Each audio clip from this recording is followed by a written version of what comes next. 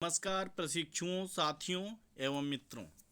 आज हम आप लोगों के लिए लेकर उपस्थित हैं एजुकेशन के मल्टीपल चॉइस क्वेश्चन, जो DElEd, BElEd, BEd, MEd, BA, MA, शिक्षण शास्त्र आदि के सामान्य प्रश्न हैं। और मेरा ये मानना है कि सामान्य प्रश्न ही सबसे ज़्यादा कठिन होते हैं।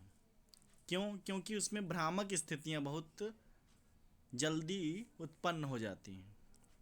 तो आइए देखते हैं प्रश्न। पहला प्रश्न, शिक्षण के संकुचित अर्थ में छात्र सीखता है। यानी शिक्षण को संकुचित अर्थ में बताना है कि छात्र कहाँ सीखता है। चर्च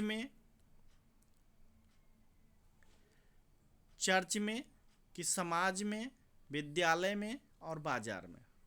चर्च में व्यापक अर्थ है, समाज में व्यापक अर्थ है और बाजार में भी व्यापक अर्थ है। क्योंकि जीवन पर्यंत के लिए जो बाजार में सीखेगा वो सीखेगा, जो समाज में सीखेगा जीवन पर्यंत के लिए, जो चर्च में सीखेगा इस लोक और परलोक दोनों के लिए सीखेगा।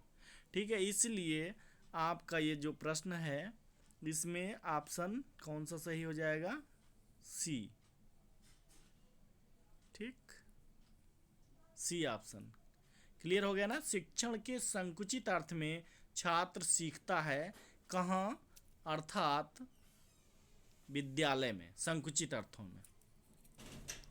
नेक्स्ट प्रश्न है,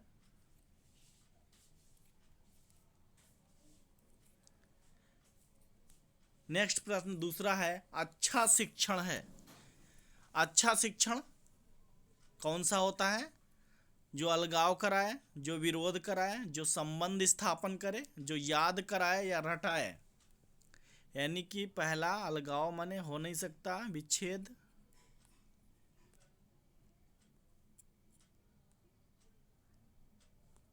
विच्छेद हो नहीं सकता।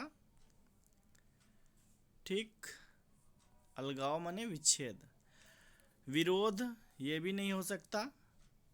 याद कराना या रटाना ये भी नहीं हो सकता।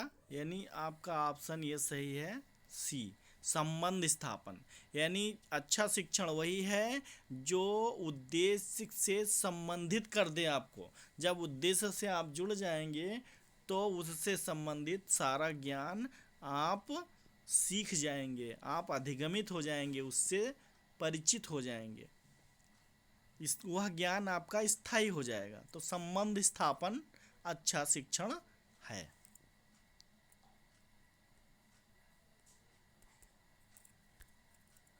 क्या हो रहा है भाई? नेक्स्ट तीसरा प्रश्न हमारा है, शिक्षण सीखने के लिए दी जाने वाली प्रेरणा, निर्देशन एवं प्रोत्साहन है। यानी शिक्षण क्या है? सीखने के लिए प्रेरित करना है, निर्देशन करना है यानी, और प्रोत्साहन करना है, पुनर्बलन करना है। ये परिभाषा किसने दी है ये आपको बताना है। ये परिभाषा किसने दी है? रायबर्न महोदय ने, रिस्क ने, वर्टन ने और स्मिथ ने। तो इसमें तो याद ही करना पड़ेगा हमें। ये नहीं है, ये नहीं है, बर्टन है, सॉरी। इसमें आपका ऑप्शन सही है बर्टन, यानी ये सही है। ठीक, स्मिथ नहीं है, रिस्क भी नहीं है, रायबर्न भी नहीं है। यानी इन्होंने कहा, बर्टन महोदय ने, कि शिक्षण सीखने के लिए दी जाने वाली प्रेरणा है, निर्देशन है, प्रोत्साहन है। नेक्स्ट प्रश्न हम देखते हैं। शिक्षण के 3 बिंदु हैं। शिक्षक,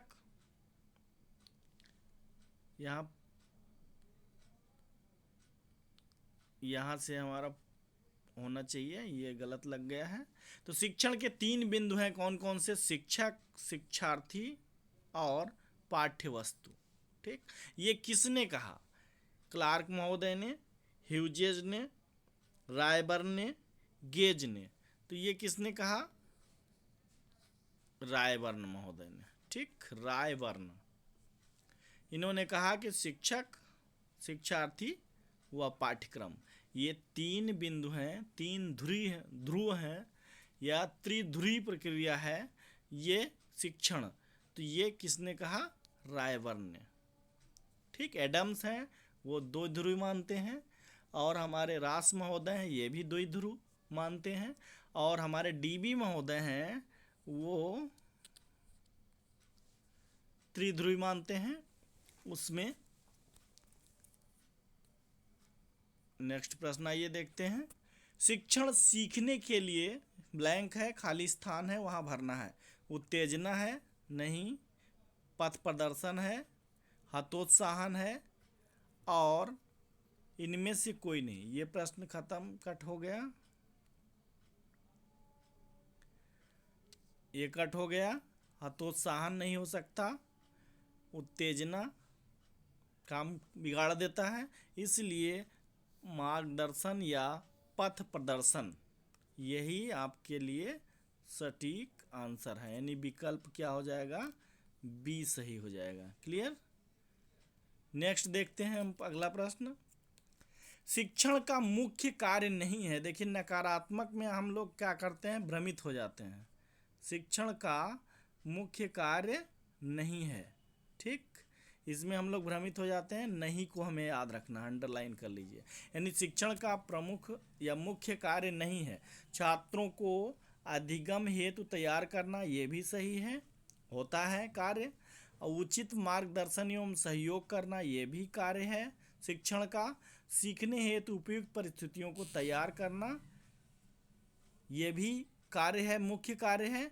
तो आपका नहीं है कौन? विद्यार्थियों को निराश व हताश करना, यही नहीं है। अर्थात आपका ये गलत हो जाएगा, ये गलत हो जाएगा, और ये गलत हो जाएगा, और ये डी ऑप्शन सही मिलेगा क्योंकि नकारात्मक है। क्लियर? समझ में आ गया होगा। यानी शिक्षण का मुख्य कार्य नहीं है विद्यार्थियों को निराश या हताश करना, ये शिक्षण का कार्य नहीं है। उनको प्रेरित करना है, उनको अधिगम के लिए तैयार करना है, उनको मार्गदर्शन देना है, उनका सहयोग करना है, और उनके लिए सीखने की परिस्थितियां यानी अधिगम परिस्थितियों का निर्माण करना, ये कार्य है शिक्षण का मुख्य कार्य। नेक्स्ट, बालक एक पुस्तक है जिसमें या जिसके प्रत्येक पेज का अध्ययन शिक्षक के लिए आवश्यक है। यानी बाल केंद्रित शिक्षक में बालक का अध्ययन बहुत जरूरी होता है, आवश्यक होता है। और यह परिभाषा भी दी है किसने? रूसो ने, रास ने कि रास ने, अरस्तु ने, या इनमें से कोई नहीं। तो बालक एक पुस्तक है जिसके प्रत्येक पेज का अध्ययन शिक्षक के लिए आवश्यक है। ये किसने कहा भाई? बताइए। ये कुछ गेस कर सकते हैं आप? नहीं कर सकते तो मैं ही बता देता हूँ, रूसो महोदय। यानी ऑप्शन ए सही विकल्प। यानी इन्होंने कहा कि बालक एक पुस्तक है जिसके प्रत्येक पेज का अध्ययन शिक्षक के लिए आवश्यक है। एक सूत्र दिया गया है, कहा गया है कि पहले पढ़ो और पढ़ाओ। पढ़ो और पढ़ाओ का मतलब है बाल मनोविज्ञान को पढ़ो और फिर उनको सिखाने की चेष्टा करो। तो इसीलिए पढ़ो और पढ़ाओ का नारा दिया गया था। नेक्स्ट हमारा प्रश्न है 8वां। ब्लूम के द्वारा, बीएस ब्लूम है, बेंजामिन स्मिथ ब्लूम, इन्होंने उद्देश्यों का वर्गीकरण किया है। यानी ब्लूम के द्वारा जो प्रतिपादित उद्देश्य हैं वो कौन कौन से हैं? ठीक, प्रतिपादित उद्देश्य ज्ञानात्मक, भावात्मक, क्रियात्मक, यानी उपरोक्त सभी। ठीक है, ज्ञानात्मक पक्ष इसको कहा गया, भावात्मक पक्ष कहा गया, इसको क्रियात्मक पक्ष कहा गया। ये ज्ञान पर, सूचना पर आधारित है, ये समझ पर आधारित है, और ये साइकोमोटर यानी क्रिया पर आधारित है, मनोपक्षीय पक्ष है। ठीक, यानी ज्ञान, बोध, इसी तरीके से इसके 6 बिंदु हैं। ठीक है, आप याद करेंगे तो याद आ जाएगा, मैंने संकेत किया है। लास्ट का पद है 6ठा पद, मूल्यांकन। ठीक, नेक्स्ट हमारा प्रश्न है, शिक्षण पुनर्बलन की आवश्यकताओं का क्रम है। इन्होंने कहा, किसने कहा ये बताना है, ये कथन किसका है। शिक्षण पुनर्बलन की आवश्यकताओं का क्रम है। पुनर्बलन माने रेनफोर्समेंट करना, यानी प्रोत्साहित करना, शाबाशी देना, गुड, वेरी गुड, पीठ थपथपाना, ठीक है। उनके उत्तर को किसी एन केन प्रकारेण उनको उनकी तारीफ करना बालकों की, और जो सीखने में आगे बढ़ रहे हैं। तो शिक्षण पुनर्बलन की आवश्यकताओं का क्रम है। यदि बालक पुनर्बलित हो जाएगा तो वह सीखता, अधिगमित होता, जल्दी जल्दी आगे बढ़ता चला जाएगा, और वो प्रसन्नता से सीखेगा, प्रसन्न मुद्रा से सीखेगा, पूरे मन से सीखेगा, रुचि से सीखेगा, क्योंकि पुनर्बलन हो रहा है उसका, तो वह ज्ञान उसका स्थायी भी होता चला जाएगा। ये किसने कहा है? रायबर्न महोदय, क्लार्क, कोई नहीं, ये प्रश्न हटाओ, ये क्लार्क हटाओ, और ये सही है। बीएफ स्किनर महोदय ने पुनर्बलन को विशेष महत्व दिया है, इसलिए शिक्षण पुनर्बलन की आवश्यकताओं का क्रम है, इन्होंने ही कहा, बीएफ स्किनर ने। ये 9वां प्रश्न है। अगला प्रश्न हमारा आखिरी प्रश्न है, 10वां प्रश्न। केवल 10 प्रश्न में लेकर, अरे चलिए खैर कोई बात नहीं, एक प्रश्न मैं भूल गया, 9 ही प्रश्न दिए। चलिए, शिक्षण के जो 3 स्तंभ कौन कौन से हैं, ये प्रश्न आप नोट कर लीजिए और बताइएगा मुझे। अभी इन्हीं जो इसी वीडियो में छिपा हुआ है, शिक्षण के 3 स्तंभ कौन कौन से हैं, और ये किसने कहा, ये बताना है। ओके, अच्छा, वीडियो अच्छा लगा हो तो सब्सक्राइब कर लीजिएगा, और आप सभी लोगों को सब्सक्राइब करने के लिए या वीडियो देखने के लिए आप प्रोत्साहित भी कर सकते हैं। शिक्षा का दान बहुत महत्वपूर्ण दान होता है, और यदि एक भी प्रश्न यदि बालक समझ लेता है, या कोई प्रशिक्षु, विद्यार्थी, शिक्षार्थी जान लेता है, तो 1 नंबर से भी किसी का सिलेक्शन हो सकता है। तो उसका पूर्ण लाभ के भागीदार आप भी बन सकते हैं, यदि प्रेरित करेंगे। ठीक है, धन्यवाद। अब ज़्यादा कुछ कहने की ज़रूरत नहीं है।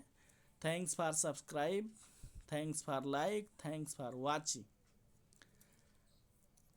ओके, अच्छा लगता है जब आप वीडियो देखते हैं, कमेंट करते हैं, और नया वीडियो बनाने कहते हैं, तभी मैं प्रेरित हो जाता हूँ, पुनर्बलित हो जाता हूँ, और कुछ न कुछ करता रहता हूँ आपके लिए।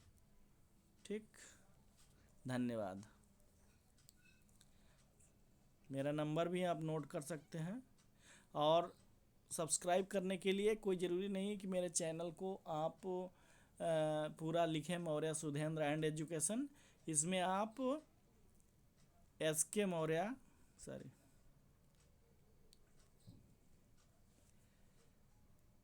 यूट्यूब पे जाएं, सर्च में SK MAURYA मौर्य CGC, या सिटी कॉलेज, या सिटी एकेडमी लखनऊ आदि लिखेंगे तो हमारा वीडियो आ जाएगा, उसको आप प्ले करके सब्सक्राइब कर सकते हैं। धन्यवाद।